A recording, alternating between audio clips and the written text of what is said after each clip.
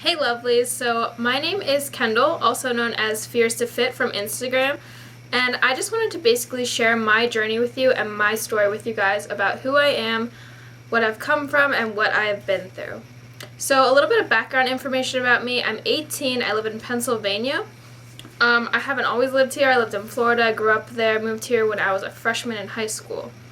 So basically I get a lot of questions and I always refer you guys over to my blog or I let people know, this is what you can do. I try to help. But I basically just want to share with you guys how I started with my eating disorder, where it took me, and where I am now today. So basically going back to when I was a kid. When I was in elementary school and middle school, I was completely normal. I was that happy-go-lucky kid. My mom called me her breath of fresh air, and I ate whatever I wanted. I had junk food all the time, ramen noodles. I pretty much lived on those. It's so good. But when I got to middle school, I was still the same. I was fine. And then when I hit 9th grade, when I was about 14, I moved to Pennsylvania, and everything was good for about the first year. I was athletic. I ran track. I was on varsity. I sprinted. The next year, I came back and ran cross country. And then that's kind of when things dipped for me. When I was 15, I got into this whole fitness regimen. I wanted to be, the fittest girl. I looked on social media. I started having an Instagram, and I was like, wow, look at her. I wish I could be like her. So that's really where it started for me. I didn't really have any outside influence other than, honestly, I think social media. I come from a really supportive family, and they just didn't really understand why I was going through it. And so I eventually began to start restricting myself. I was going to the gym every day. I was part of the fitness team at my school. And, my coaches and my teachers started realizing, wow, she's losing weight. And I just became obsessed with exercising. And on top of that, I was eating maybe 800 calories a day. And I did this for a long period of time, probably about 6 to 8 months. And I just dropped 30 pounds like that. I hit, the low 80s. I went from being like a 115, 110 usually to being about 85 pounds. And things just got so bad for me. I mean, I wanted help, but at the same time, I loved almost that I was getting attention for it, and that, people were realizing, wow, she's fit, but they don't realize, wow, she's really unhealthy at the same time. And so what I did was I asked my mom, when I was about 16, I would say, I asked my mom, can I go see a nutritionist? And it was like, oh no, she's getting better, because what happened then was I started binging. So because I had restricted myself for such a long period of time, I was still working out all the time, I decided to go and binge eat. I would have episodes where I'd eat like 4,000 to 5,000 calories in one sitting at the end of the day because I had restricted myself all day. And that's just not the way to do it. I mean, I gained probably about 20 pounds. I went up to about 105.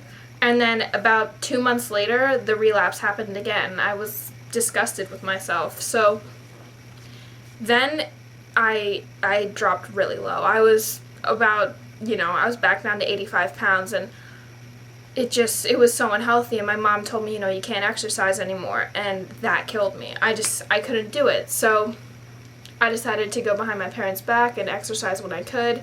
And it was just a very unhealthy stage in my life. And I took a trip to Spain last year, right after this all happened, and I restricted myself so much while I was there. There was nobody watching me. I was running every day. We were walking like 10 miles a day. And when I came home, my mom looked at me and just was disgusted, and I don't blame her. So what I did was I went and I sought help. I got a nutritionist, and they recommended a therapist to me. And to be honest with you, neither of them helped me one bit. It's really hard in the area that I live because there's no one really interested in fitness and nutrition and things like that. So what I did was I fought, basically. I fought. Me and my mom would fight every day. My dad, my siblings didn't really understand. They couldn't really relate. And I know they were horrified at the sight of me because I was so thin and so fragile looking.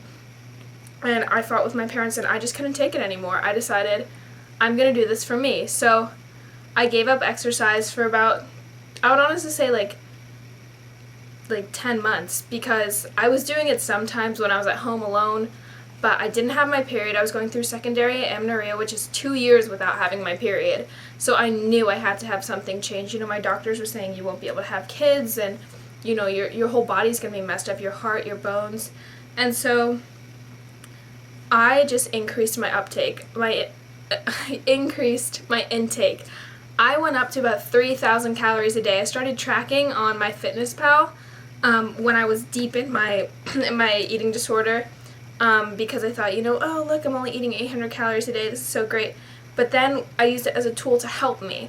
I didn't care how much carbs, proteins, fats I was eating, nothing like that.